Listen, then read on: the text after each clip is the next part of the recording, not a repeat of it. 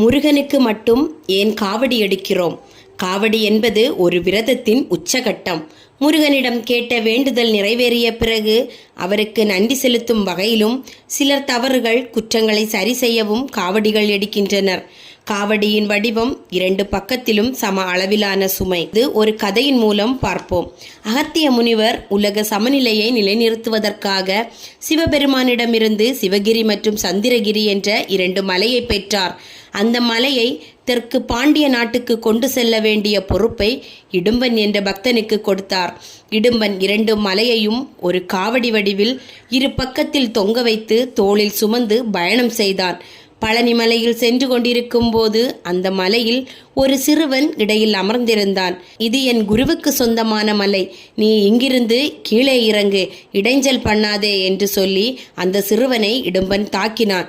சிறிது நேரம் கழித்து வந்திருப்பது முருகனே என்பதை அறிந்து இடும்பன் மன்னிப்பு கேட்டான். இதனை கண்டு மகிழ்ச்சி அடைந்த முருகன், எனது மீது உண்மையான பக்தியுடன் விரதம் கொண்டு காவடி எடுப்பவர்களுக்கு வேண்டியது நிறைவேறும் என்று வாக்களித்தார்.